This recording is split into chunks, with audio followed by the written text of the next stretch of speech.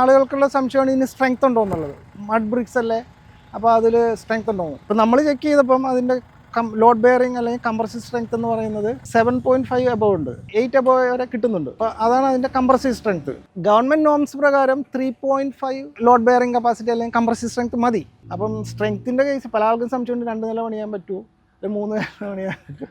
Minimum 2 നില എല്ലാവരും പണിയുന്നത്. 3 നിലയെന്ന് പറഞ്ഞു കഴിഞ്ഞാൽ ഒരു ബ്രിക്ക് വെച്ച് ആൾക്കാർ അങ്ങനെ കമ്പാരിറ്റീവ് പണി.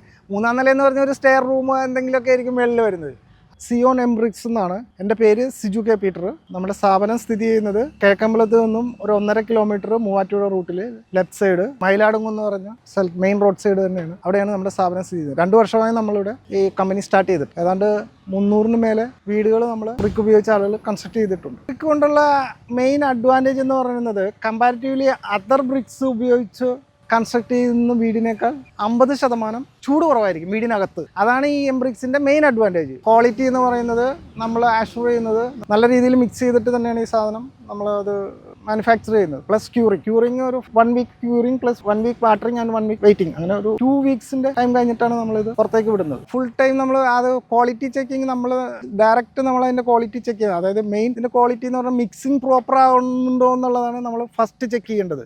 സിമെൻറ്റും സോയിലും തമ്മിൽ നല്ല രീതിയിൽ മിക്സിങ് നടക്കുന്നുണ്ടോ എന്നുള്ളതാണ് ബെസ്റ്റ് ടൈം. പ്ലസ് വാട്ടറിങ്ങിൻ്റെ ക്വാണ്ടിറ്റി അതും കറക്റ്റ് ആണെങ്കിൽ മാത്രമേ നമ്മളത് ബെസ്റ്റ് പ്രൊഡക്റ്റ് ആയിട്ട് നമുക്ക് കിട്ടത്തുള്ളൂ. എംബ്രിക്സ് അങ്ങനെ മാനുഫാക്ചറിങ്ങിൽ വളരെ കെയർഫുൾ ആണെങ്കിൽ മാത്രമേ നമുക്ക് അത് ക്വാളിറ്റി കിട്ടത്തുള്ളൂ. അപ്പോൾ അത് നമ്മൾ ഫുൾ ടൈം ചെയ്യുന്നുണ്ട്. വിത്ത് ക്യാമറയും എല്ലാ കാര്യങ്ങളും വെച്ചിട്ട് വാച്ച് ചെയ്തുകൊണ്ടിരിക്കുന്നു. അപ്പോൾ അങ്ങനെയാണ് നമ്മൾ അതിൻ്റെ ക്വാളിറ്റി അഷ്യൂർ ചെയ്യുന്നത്. പ്ലാസ്റ്ററിങ്ങിൽ പലർക്കും പല കസ്റ്റമേഴ്സും ചോദിക്കുന്ന ഒരു ഡൗട്ടാണ് പ്ലാസ്റ്ററിങ് പിടിക്കുമെന്നുള്ളത്.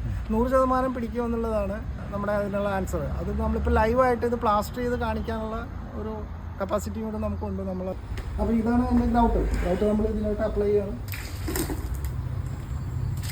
അപ്പോൾ നമ്മളിത് പ്ലാസ്റ്റർ ചെയ്യുകയാണ്.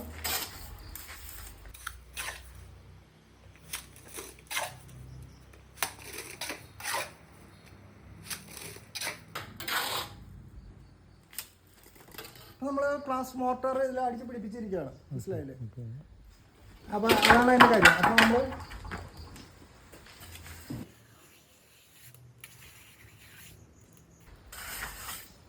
ഇതിന് ശേഷം നമ്മൾ കൽപ്പാണി എന്ന് പറയുന്ന സാധനം ഇത് വെച്ചിട്ട് നമ്മൾ ഫിനിഷ് ചെയ്യും.